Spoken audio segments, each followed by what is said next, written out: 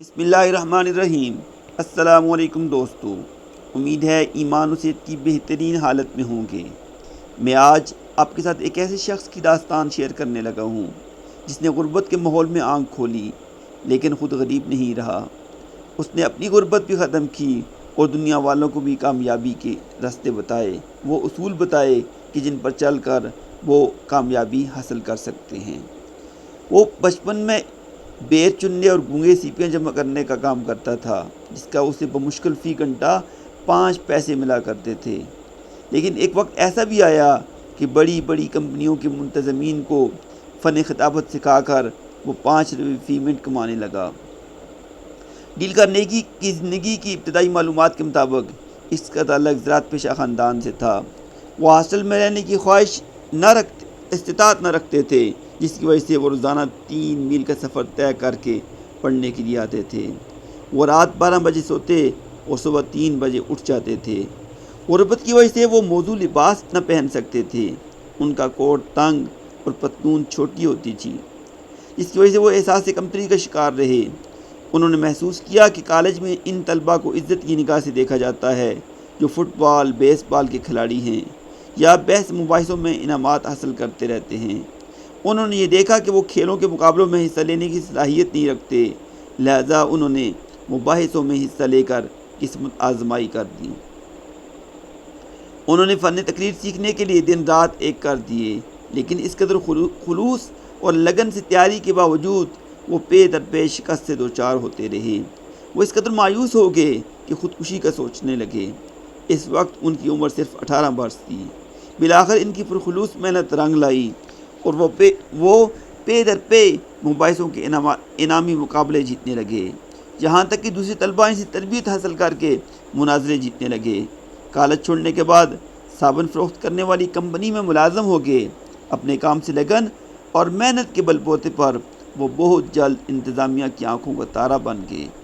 انہیں کمپنی کی طرف سے ترقی کی پیشکش کی گئی، لیکن انہوں نے بجائے ترقی قبول کرنے کے استعفیٰ دے دیا۔ ڈیل کارنیگی کی کہانی مزید آگے بڑھتی ہے اور انہیں پڑھانے کا شوق YMC تک لے جاتا ہے۔ YMC میں وہ کمیشن پر تاجروں کو خطاب سکھانا شروع کر دیتے ہیں، کیونکہ ادارے نے انہیں 8 روپے فی شب معاوضہ دینے سے انکار کر دیا تھا۔ لیکن 3 سال بھی گزرنے نہ پائے تھے کہ وہی ادارہ 120 روپے فی شب ادا کر رہا تھا۔ ان کا یہ کورس اتنا کامیاب ہوا کہ انہیں دوسرے شہروں سے بھی کورس کروانے کی دعوت ملنے لگی۔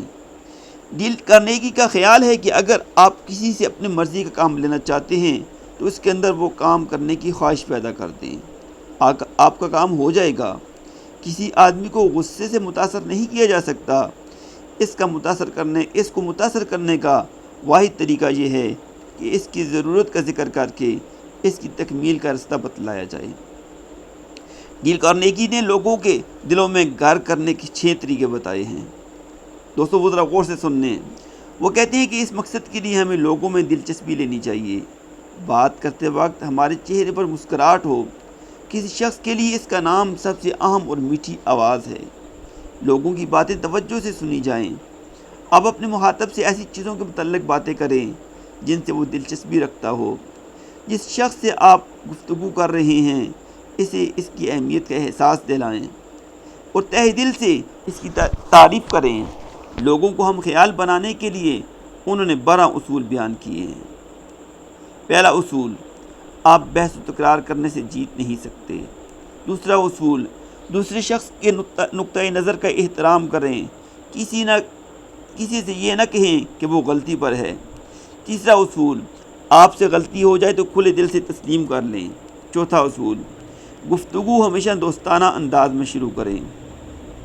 پانچواں اصول، دوسرے شخص کے منہ سے گفتگو کے آغاز میں ہاں کہلوائیے۔ چھٹا اصول، دوسرے شخص کو زیادہ سے زیادہ بات کرنے کا موقع دیں۔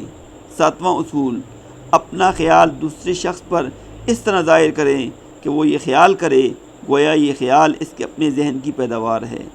آٹھواں اصول، بڑی ایمانداری کے ساتھ چیزوں کو دوسرے شخص کے نقطۂ نظر سے دیکھنے کی کوشش کریں۔ نواں اصول، دوسروں کے خیالات اور خواہشات کے متعلق آپ کا رویہ ہمدردانہ ہونا چاہیے۔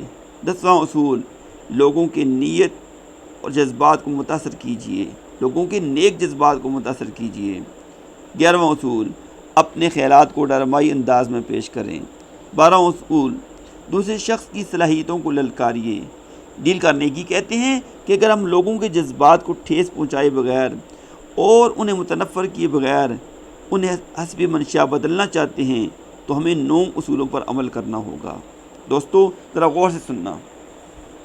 پہلا اصول یہ ہے کہ اپنی بات دوسرے شخص کی پرخلوص تعریف و تحسین سے شروع کیجیے۔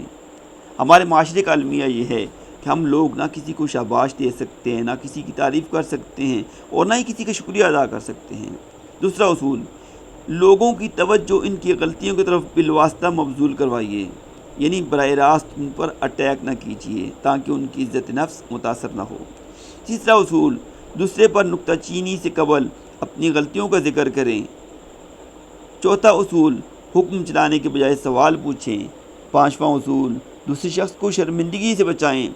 چھٹا اصول، معمولی سے معمولی ترقی کی تعریف کریں اور جی بھر کر داد دیں۔ ساتواں اصول، ہر شخص کی تعریف کریں تاکہ وہ اس تعریف پر پورا اترنے کی کوشش کرے۔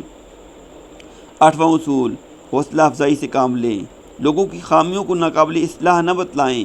نواں اصول، دوسروں سے اس طرح کام لیں کہ وہ اسے بخوشی کرے، یعنی وہ آپ کام اس کو کہیں اور وہ فوراً کرنے پہ تیار ہو جائے، نہ کہ بوجھ سمجھ کے کرے۔